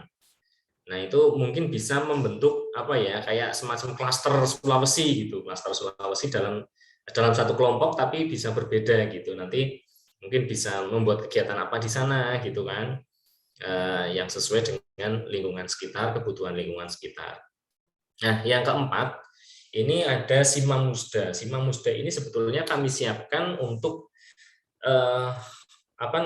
kegiatan KKN yang reguler 1, karena ini memang agak berat ya, luarannya agak berat, tetapi ini kemarin kita sudah sudah membeli domainnya. Jadi mau nggak mau ini kalau bisa diusahakan nanti teman-teman kami sarankan bagi yang memang mampu untuk mengakses fasilitas ini. Jadi nanti ini opsional saja karena memang pesan dari pimpinan untuk KKN-DR ini jangan terlalu diberatkan dengan luaran, tapi dioptimalkan yang bisa dilakukan seperti itu. Jadi ini opsional nanti bagi teman-teman mahasiswa yang menginginkan membuatkan SIM. Nah, SIM ini itu bentuknya nanti website bagi masjid-masjid di sekitar lingkungan. Itu nanti pada saat penyusunan program kerja bisa dimasukkan, kemudian akan kami dari panitia akan melakukan asistensi bagaimana menyusun SIM, kemudian bagaimana merubah konten-konten yang ada di website tersebut, sehingga nanti bisa menjadi ajang informasi bagi apalagi pada saat PPKM seperti ini ya, ini bisa sangat bermanfaat. Nanti di situ bisa di-upload nanti kajian-kajian online, terus kemudian baik tematik maupun yang kitab-kitab seperti itu bisa di-upload yang biasanya dilakukan secara langsung kan sekarang dibatasi ya. Nah, itu nanti bisa menggunakan SIM Mamusda yang nanti akan diasistensi oleh tim kami dari panitia. Itu kurang lebih luaran yang akan kita harapkan pada teman-teman. Terus kemudian media publikasi, nanti setelah teman-teman membuat konten-konten tersebut ya, itu kan kemudian mendapatkan review dulu dari DPL masing-masing melalui LMS. Kemudian apabila sudah di ACC, sudah di approval, maka teman-teman wajib mengupload luaran-luaran tadi di media publikasi, baik YouTube, Instagram, Facebook, dan nanti semuanya akan kita upload juga di akun medsos yang terintegrasi dengan Unuga.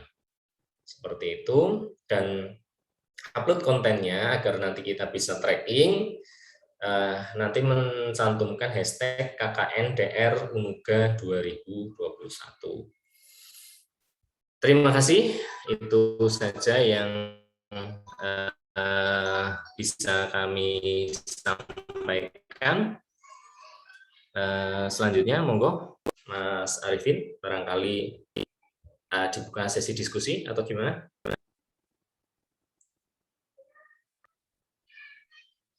Ya, baik. Terima kasih kepada Bapak Ahmad Arifin yang sudah memberikan penjelasan tentang rencana program dan implementasi KKN-DR tahun 2021 ya. Jadi program-program yang sudah dipaparkan semua, saya yakin ini teman-teman mahasiswa ini sudah banyak ya, sudah banyak tahu tentang nantinya terjun ke masyarakatnya bagaimana, bahwa tapi sedikit saya mengatakan bahwa kalau teman-teman mahasiswa kalau sudah terjun ke masyarakat boleh langsung terjun ke masyarakat dengan izin dari desa dulu. Mungkin itu untuk selanjutnya dari teman-teman mahasiswa mungkin ada yang mau bertanya, kami persilakan melalui raise-nya, silakan.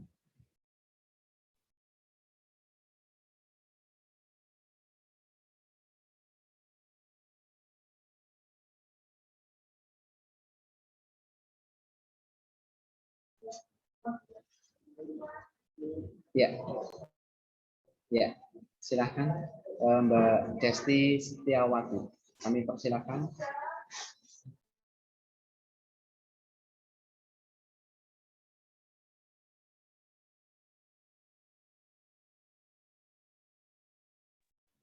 Ya, Mbak Desti bisa berhubung dengan kami di on mode, silakan. Assalamualaikum warahmatullahi wabarakatuh. Ya, perkenalkan nama saya Desti Setiawati dari kelas karyawan Prodi Matematika. Yang pertama yang mau saya tanyakan, izin bertanya nggak Pak sebelumnya ya. Yang pertama, dalam proses pelaksanaannya antara kelas karyawan dan kelas reguler apakah ada perbedaan atau tidak? Mungkin dari pihak panitia mungkin ada aturan lain atau gimana? Terus yang kedua, untuk ini kan temanya kan tadi dari Masjid Indonesia Bangkit di masa pandemi COVID-19 menuju adaptasi kebiasaan baru. Itu kan tadi ada dari masjid menuju dari Masjid Indonesia Bangkit. Nantinya apakah diharuskan program-program yang dibuat harus berhubungan langsung dengan masjid atau seperti apa, Pak? Gitu. Terima kasih. Ya, silakan pada Bapak untuk dengan dijawab atau diskusi langsung dengan Mbak Desti. Silakan. Oke, terima kasih Mbak Desti Setiawati dari Prodi Matematik. Baik, untuk saya jawab langsung untuk pelaksanaan apakah ada perbedaan atau tidak, pelaksanaannya tidak ada perbedaan. Kami samakan, akan tetapi tadi yang saya tekankan lagi bahwa kegiatan KKN kita ini kan by project sebetulnya, Mbak.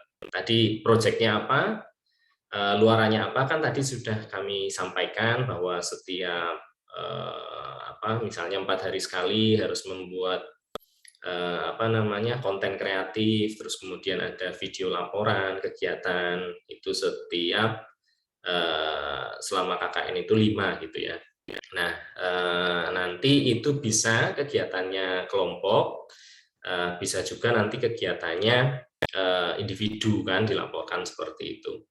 Nah, yang menjadi pengelompokan itu tadi, fungsinya pengelompokan adalah biar adanya kerjasama komunikasi. Baik nanti implementasinya apakah itu program kerjanya secara kelompok ataupun tidak, yang penting ada komunikasi sehingga nanti bisa dijadwalkan, contoh misalnya kayak tadi untuk berita online 1 minggu kan 2 kali nih. Nah itu nanti siapa yang mau membuat berita kegiatan tersebut. Jadi secara luaran kami samakan seperti itu, Mbak. Cuman untuk implementasi di lapangan silakan, berarti kalau misalnya yang berkegiatan karyawan dari misalnya pagi sampai siang atau sore gitu ya, itu nanti bisa melakukan program kerjanya kan setelah itu, mungkin pada maghrib dan lain sebagainya. Itu terus kemudian kegiatan-kegiatan yang terkait dengan program kerja tersebut memang kami arahkan kepada tema dari Masjid Indonesia Bangkit. Akan tetapi nanti itu implementasinya bisa menggunakan subtema yang kami sediakan, Mbak. Gitu. Jadi kami tidak karena mungkin keterbatasan PPKM ini juga ada ada keterbatasan penggunaan masjid juga. Jadi nanti bisa silakan kegiatan itu dilakukan, harapan kami tetap berpusat di masjid gitu ya, tetapi di masjid lingkungan masing-masing. Seperti itu, Mbak, kurang lebihnya. Itu Mbak Desti, insya Allah sudah. Oh, ini ada pertanyaan lagi dari Mas Dion. Berarti intinya untuk semua program tergantung lingkungan kita juga dan tergantung programnya kita apa gitu ya, Pak ya? Jadi sebelum menyusun program, harapan kami adalah teman-teman melakukan observasi walaupun waktunya terbatas, tapi kalau misalnya di domisili masing-masing, itu untuk melakukan observasi kebutuhan-kebutuhan apa yang ada di masyarakat itu kan lebih cepat, Mbak. Nah, dari kebutuhan-kebutuhan itu nanti teman-teman bisa langsung, oh ini ada permasalahan seperti ini, misalnya contoh yang paling dekat aja, misalnya di tetangga untuk implementasi kegiatan walaupun jenengan matematika dasar ya, tetapi misalnya oh ternyata untuk kebutuhan di misalnya SD gitu ya, SD itu pemahaman ketika daring untuk materi-materi matematika itu lebih sulit gitu lah. Nanti mungkin Mbak Desti bisa membuat solusi-solusi seperti apa misalnya, sehingga baik dari unsur pengajarnya maupun dari unsur pendamping orang tuanya itu nanti kan bisa digali saya berikan. Artinya di sini nanti sifatnya adalah pemberdayaan, Mbak. Jadi Mbak Desti nanti misalnya ketika ada permasalahan seperti itu bukan memberikan contohnya misalnya bukan memberikan bukan memberikan hasil pancingan, tapi memberikan pancingannya, sehingga ketika Mbak Desti sudah tidak berkegiatan KKN, Bapak Ibu yang tadi diberdayakan itu bisa menggunakan ilmu tersebut secara berkelanjutan. Contohnya misalnya kalau ke gurunya misalnya gimana sih biar menjelaskan rumus-rumus, misalnya rumus-rumus matematika lebih jelas seperti itu, nanti mungkin ada media apa dan lain sebagainya, saya kurang paham juga ya, nanti mungkin Mbak Desti yang membidangi tentang matematika nanti bisa memberikan solusi semacam itu. Atau misalnya bisa kalau misalnya secara pribadi tidak bisa gitu ya, nanti bisa jadi Mbak Desti mengundang narasumber yang berkompeten untuk melakukan diskusi online gitu, itu juga bisa. Jadi hal-hal seperti itu yang nanti bisa Mbak Desti lakukan. Kalau misalnya hanya 2 kegiatan misalnya di dalam 1 minggu gitu kan, misalnya kalau kerja sip-sipan atau misalnya hari Sabtu Minggu kan libur. Nah, ini di hari Sabtunya misalnya dimanfaatkan untuk membuat diskusi online misalnya. Itu kan bisa nanti menjadi program kerja. Terkait nanti tadi 17 SDGs itu kan salah satu isunya apa, Mbak? Kalau yang terkait dengan bidang pendidikan ada nggak 17 SDGs? Mbak Desti. Gimana, Pak? Tadi kan sudah dikupas nih isu 17 SDGs. Masuk nggak nih terkait bidang pendidikan di dalam salah satu isu 17 SDGs tadi? Sejujurnya belum kepikiran sih, Pak. Ya, nggak apa-apa ya. Nanti sambil dibaca lagi, dipelajari lagi. Saya sendiri kalau pribadi kalau misalnya harus menghafalkan 17 SDGs juga nggak ini ya. Nanti bisa. Jadi ketika penyusunan seperti itu, penyusunan program sambil ngelihat materi, toh nanti materi juga di-share oleh panitia ya. Dan nanti teman-teman juga bisa sambil googling seperti itu. Kira-kira apa yang masuk. Nah, tuh ada yang Mas Andri Pianto masuk tuh poin di 4, pendidikan yang berkualitas. Seperti itu. Jadi nanti teman-teman bisa lagi buka sebelum menyusun program kerja juga didampingi oleh DPL.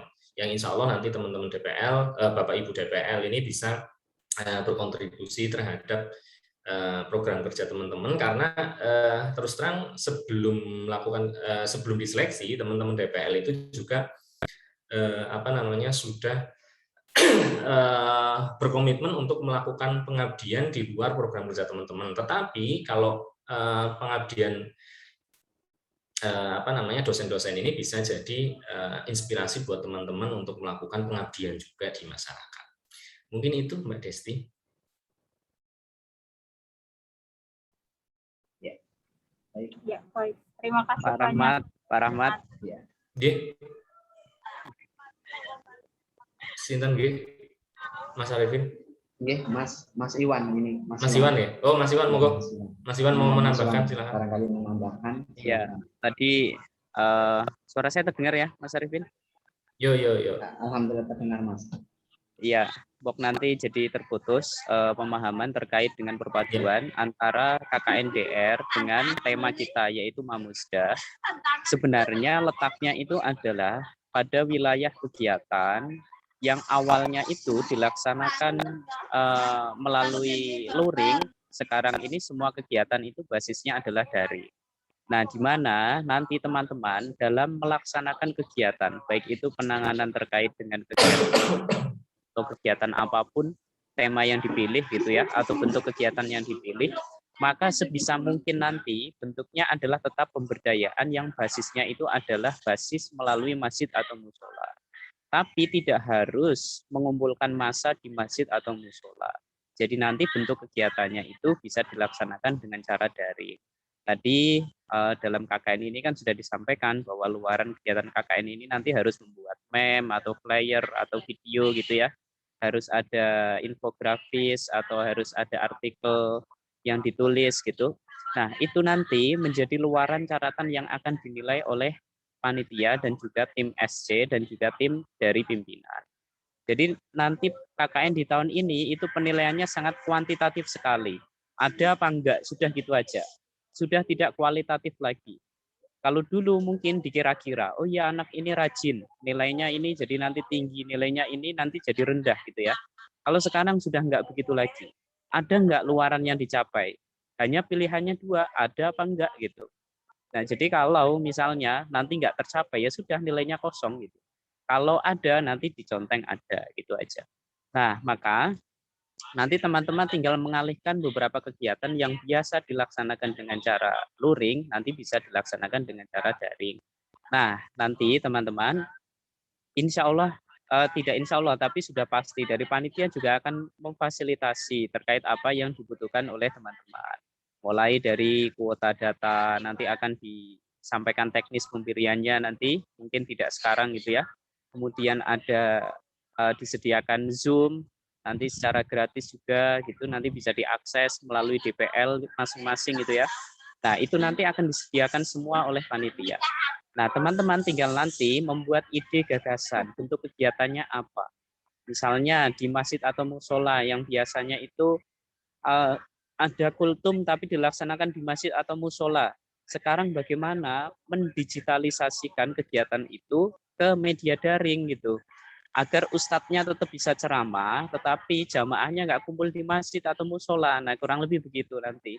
Jadi teman-teman, harapannya nanti luaran-luaran itu dicapai melalui proses kegiatan-kegiatan yang sesuai dengan tema-tema yang sudah disebutkan tadi. Nah, sekaligus ini mungkin saya menambahkan saja ya Pak, terkait dengan hal yang teknis. Mungkin Mbak Puput, ini biasanya evaluasi tahun kemarin banyak sekali yang kurang paham gitu ya. Mbak Puput bisa di-share buku panduan ya, yang terkait dengan laporan gitu ya. Langsung di laporan saja, sistematika laporan. Nah, laporan di sini itu kan harus ada dua. Yang pertama laporan individu, yang kedua adalah laporan kelompok. Laporan kelompok ini nanti didapatkan itu dari penggabungan antara laporan individu di setiap mahasiswa yang ada di kelompok itu gitu ya. Oke, nah ini di sini sistematika pelaporannya itu yang pertama ada halaman judul. Kalau individu artinya satu orang satu gitu ya judulnya ya. Misalnya nanti namanya Pak Andri misalnya, berarti tadi hanya satu nama orang saja kalau individu. Tapi kalau kelompok berarti nanti tinggal digabungkan nama-nama yang ada di kelompok itu. Halaman pengesahan formatnya sudah ada terlampir. Ini nanti kalau untuk kelompok hanya satu saja gitu ya. Kalau halaman pengantar, kalau dirasa bisa digabungkan dari semua individu yang ada di kelompok itu digabungkan saja. Tapi kalau nggak bisa digabungkan, diambil salah satu kata pengantar yang cukup komprehensif membahas tentang pengantar KKNDR ini gitu ya. Kemudian pendahuluan ada latar belakang. Latar belakang ini biasanya didahului oleh novelty cerita yang ada di lokasi KKN gitu ya, atau latar belakang dilaksanakannya kegiatan KKNDR gitu ya. Nanti kalau untuk laporan individu harus dibuat satu-satu, tapi kalau untuk yang kelompok nanti bisa digabungkan atau misalnya dipilih yang paling bagus gitu ya. Kemudian kondisi umum nanti juga sama. Kalau individu itu diceritakan satu-satu setiap lokasi KKN-nya. Tapi kalau yang laporan kelompok nanti berarti digabungkan. Desa 1, desa 2, desa 3 gitu. Itu tinggal digabungkan. Nah, jadi pada intinya laporan individu atau laporan kelompok itu formatnya sama. Hanya saja kalau kelompok itu adalah hasil penggabungan dari laporan individu. Gitu ya. Ini biasanya evaluasi tahun kemarin itu banyak sekali yang bertanya terkait dengan laporan individu atau laporan kelompok gitu ya. Nah, terkait dengan penulisan artikel tadi. Penulisan artikel dari panitia sudah memberikan template gitu ya. Harapannya adalah setelah KKN ini teman-teman punya karya sebuah buku yang di dalamnya itu berisi tentang hal-hal yang berkaitan dengan lokasi desa tempat KKN itu sendiri gitu. Nah, minimal artikel itu bisa disebut ilmiah, itu harus ada yang pertama pendahuluannya, harus ada pembahasannya, harus ada kesimpulannya. Kalaupun hasilnya mau dibuat dalam bentuk format penelitian, ya harus ditambah metode gitu ya, metode penelitian.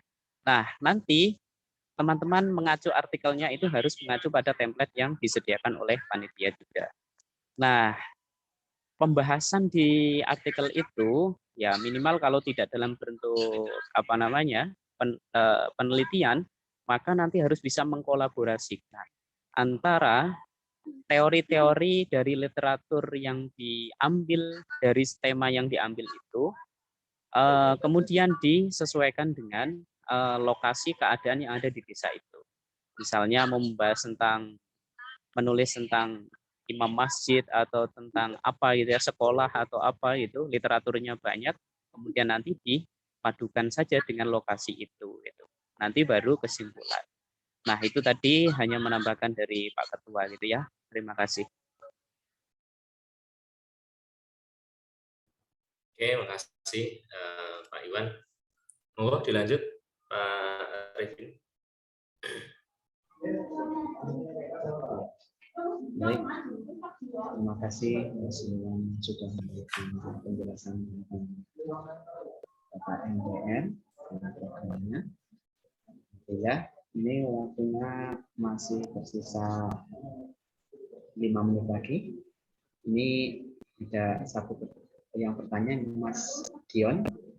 Kami persilahkan pada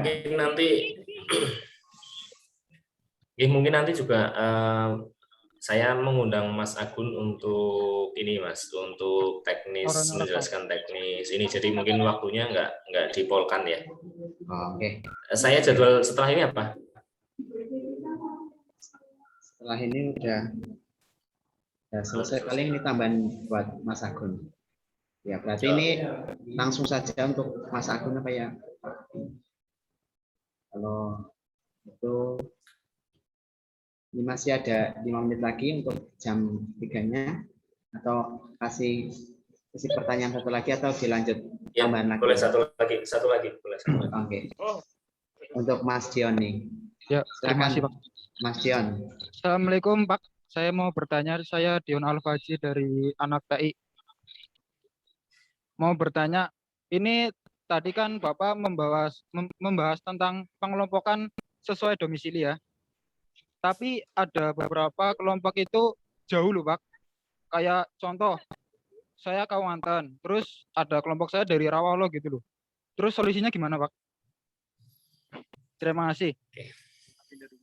Apakah pindah rumah atau gimana Pak? Ngekos?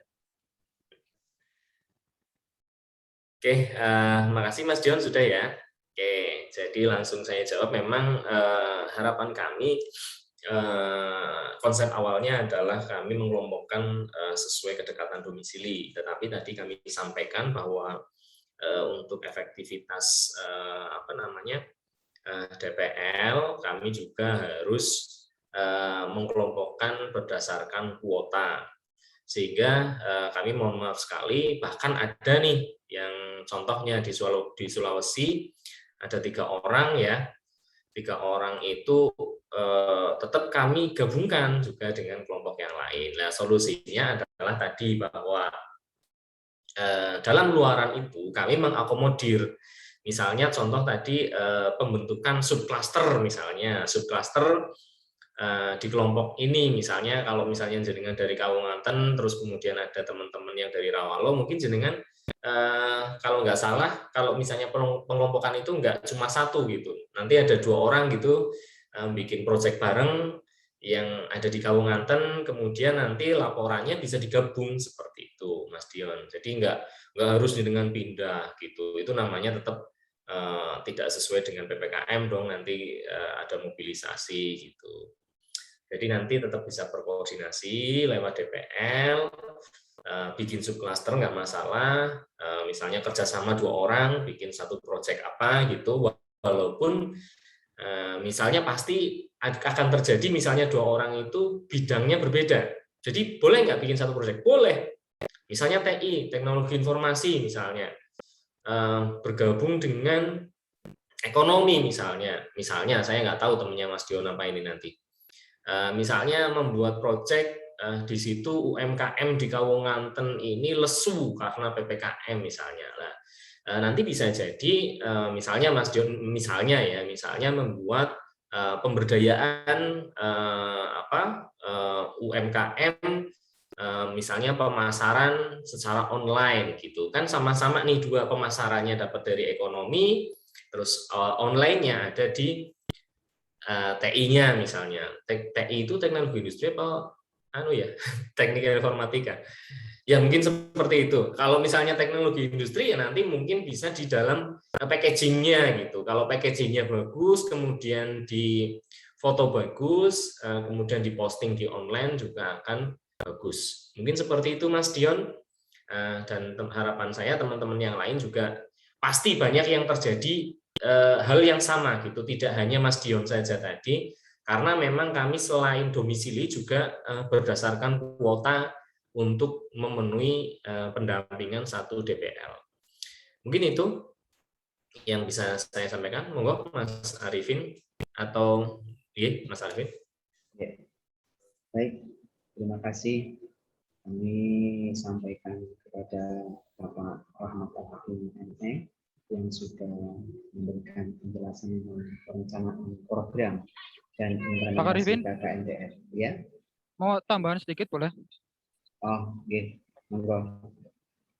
Kalau semisal ada 2 kelompok di Kecamatan Kawunganten sama Bantarsari itu bekerja sama, itu bisa boleh atau enggak ya?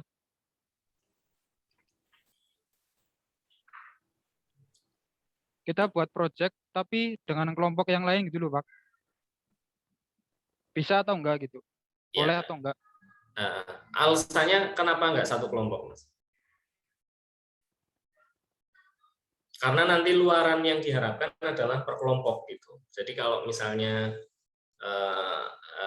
seperti itu, sebetulnya kalau misalnya program seperti ini di kelas di KKN reguler itu sering terjadi juga Mas sebetulnya. Misalnya kayak contoh saya di tahun 2019 itu jadi DPL di Pengandaran gitu. Jadi ada 4 kelompok yang sama, terus kemudian membentuk kolaborasi, menyusun satu program kerja besar untuk dikerjakan bersama-sama. Mungkin ini saya butuh saran dari Mas Iwan, untuk luaran seperti ini bisa diklaim nggak Mas? Monggo Mas Iwan. Kalau menurut saya sih nggak masalah. Ya sebenarnya pada dasarnya itu kan wilayah teknis DPL ya Pak, yang membolehkan apa yang enggak. Pada dasarnya kerjasama dengan siapapun ya boleh. Yang terpenting kan nanti DPL mengetahui dan konsultasi dengan DPL, programnya sesuai dengan tema, begitu aja Pak. Oke.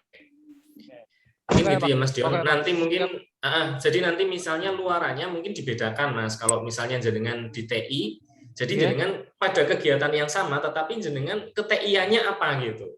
Untuk penyusunan artikelnya. Terus kemudian yang dari Bantarsari mungkin prodinya apa, PAI berarti ngambilnya yang fokusnya pembahasan latar belakang dan lain sebagainya itu lebih ke dikaitkan dengan background keilmuan. Mungkin gitu Mas Dion. Kalau saya nggak ada masalah. Tadi. Suara saya masuk ya tadi ya? Masuk. Oh iya. Saya izin live ya Mas. Oke, ya. Siap, hati-hati Mas. Mudah-mudahan lancar di perjalanan. Selamat ketemu lagi besok. Waalaikumsalam. Mungkin Mas Arifin bisa langsung mengundang Mas Agun untuk menjelaskan terkait yang kemarin terganjal di TM. Baik, sebelumnya kami ucapkan banyak terima kasih kepada Bapak Rahmat Al-Hakim ME yang sudah memberikan penjelasan tentang perencanaan program dan implementasi KKNDR tahun 2021. Bapak Ibu dan peserta KKN DR juga tahun 2021 yang kami hormati.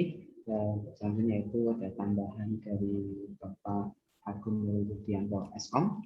Pada beliau kami persilahkan. Testing. Apakah suara saya sudah terdengar? Ya, alhamdulillah sudah terdengar. Oke, terima kasih.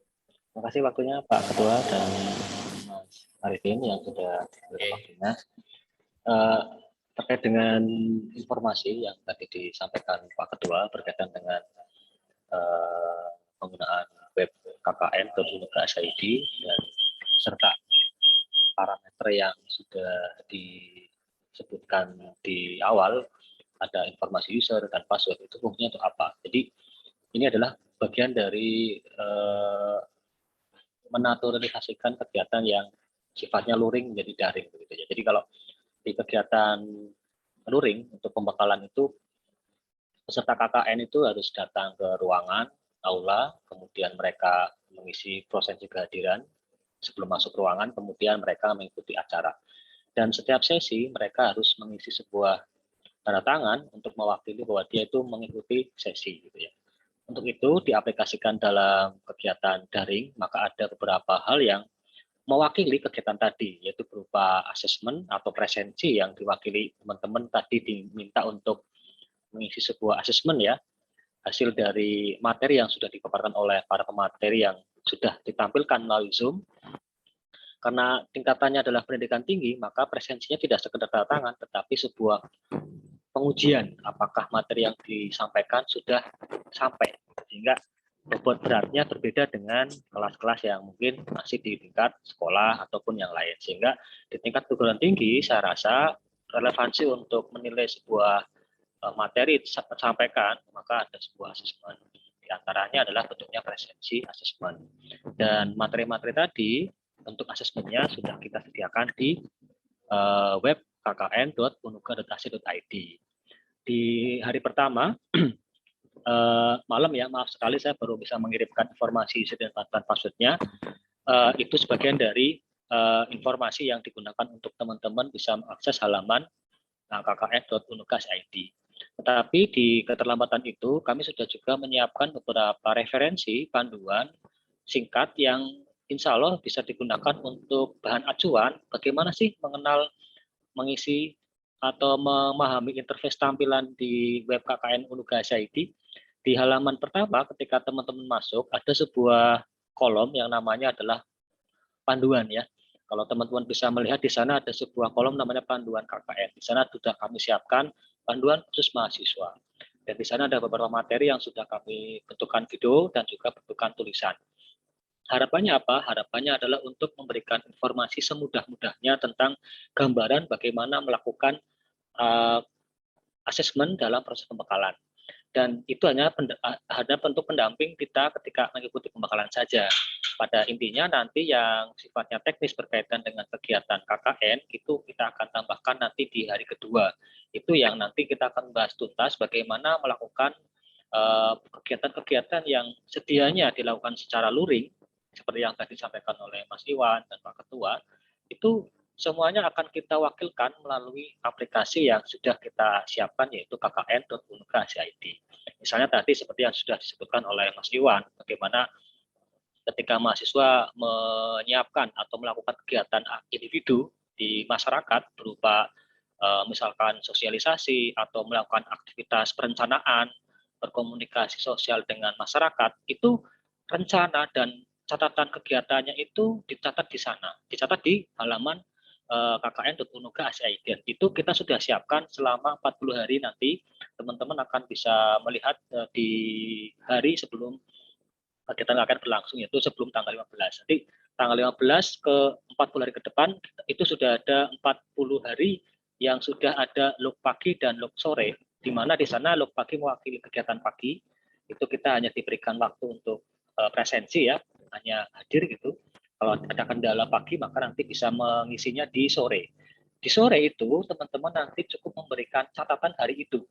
Maksudnya apa? Jadi aktivitas mahasiswa yang di tempat KKN atau di lingkungan rumahnya itu melakukan aktivitas yang berhubungan dengan kegiatan KKN, itu ditulis di sana sebagai wujud bahwa teman-teman di sana melakukan sebuah aktivitas yang termonitor dan Anda benar-benar melakukan sebuah kegiatan yang bisa menjadi kami atau DPL dalam menilai rekan-rekan mahasiswa melakukan kegiatan di rumah begitu ya.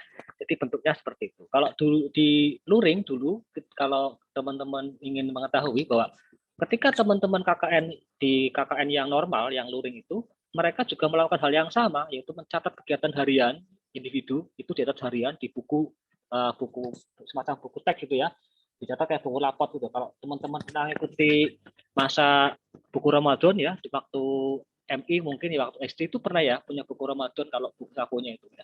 Itu sama persis seperti itu kalau kegiatan KKN yang luring ya. Nah, kita mewakilkan itu dalam sebuah kegiatan daring sehingga catatan tadi kita pindahkan bentuknya ke dalam bentuk catatan yang bersifat digital. Bentuknya adalah di halaman web kkn.unuga.ac.id. Di sana kita sudah siapkan tempat-tempatnya untuk menampung kegiatan individu, kegiatan kelompok, dan semua proses diskusi dengan DPL, dengan tim kita fasilitasi melalui media digital. Begitu gambarannya kira-kira ya. Nanti teman-teman bisa melihat kembali beberapa hal yang sudah kami share di bagian panduan ya. Nanti bisa dicoba membaca kembali, melihat beberapa video, dan mencoba mengerjakan beberapa kuis sederhana untuk memastikan bahwa teman-teman bisa melakukan atau melakukan testing bagaimana sih cara mengisi assessment yang berupa isian, yang berupa pilihan, berupa upload file gitu ya. Di situ hanya sebagian dari contoh-contoh pertanyaan yang nanti akan kita gunakan pada kegiatan nanti. Jadi ada bentuk asesmen yang pilihan ganda, itu nanti jangan cukup milih salah satu jawaban. Ketika ada pertanyaan yang bentuknya isi panjang atau teks, maka jangan juga bisa mengisi dengan teks. Itu kita memastikan betul bagaimana kendala atau halangan yang dihadapi oleh mahasiswa. Harapannya pada saat ketika nanti pas kegiatan, cara atau metode untuk melakukan pengisian itu tidak ada kendala lagi. Jadi harapannya di saat-saat ini silakan gunakan waktunya untuk mempelajari tampilan dan bentuk layout yang di halaman kkn.unuga.ac.id. Jadi silakan ketika ada hal pertanyaan yang masih belum dimengerti hari ini sampai besok silakan dikumpulkan bagaimana kendalanya, menemui masalah apa saja. Besok di hari kedua kita akan bertemu lagi dan kita pembahasannya sudah mulai ke hal apa saja yang nanti bisa ditemui permasalahan-permasalahan dan ditambah dengan beberapa teknis-teknis yang nanti kita akan sampaikan yang harus dilakukan oleh mahasiswa dan yang tidak harus dilakukan oleh mahasiswa melalui aplikasi kkn.unuga.ac.id. Begitu kira-kira gambarannya. Jika ada hal yang lain yang ditanyakan, monggo disampaikan. Begitu Mas Arifin. Baik, terima kasih ini. Sangat baik sekali ini ya gambarnya.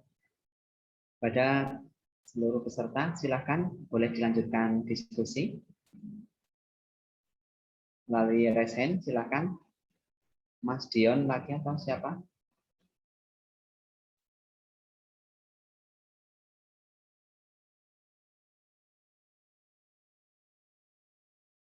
Ya nih, silakan teman-teman mahasiswa, silakan untuk dilanjutkan diskusi melalui raise hand.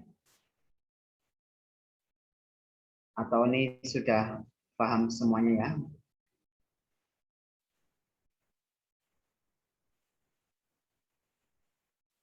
Mungkin kalau nggak ada, cukupkan sekian aja Mas.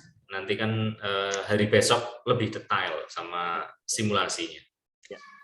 Mungkin itu terima kasih Mas Agun. Hari ini. Terima kasih atas waktunya dan terima kasih untuk semua peserta. Salam sehat selalu. Amin, amin, amin. Terima kasih kami sampaikan kepada Bapak Adnan Widianto Osman yang sudah menjelaskan baiknya ya. Alhamdulillah para acara telah selesai. Sebelum mengakhiri acara pada sore hari ini, izinkanlah kami mendokumentasikan kegiatan acara pada hari ini. Dimohon kepada Bapak Ibu peserta mahasiswa KNDR Universitas Nahdlatul Ulama Al-Azhar Cilacap untuk menyalakan kamera Zoom. Untuk menyalakan kamera Zoom pada hitungan ketiga, admin akan memfoto layar yang ada pada saat ini. Senyum ya. Layarnya, zoom-nya diaktifkan. Dalam hitungan 3 sama admin akan dipotong. 1, 2, 3. Yang selanjutnya lagi ya, 5, hitungan 5. Gitu ya. Kelihatan lagi yang tadinya agak bunga, sekarang bunga banget ya. 1, 2, 3, 4, 5.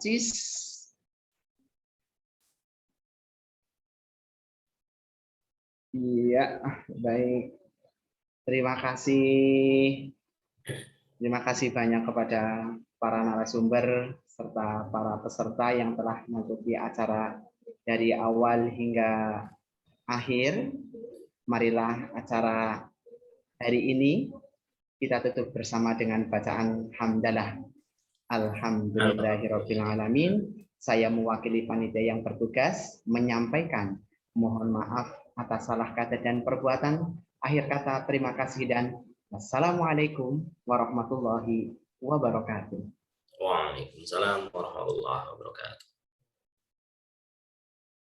Salam semangat.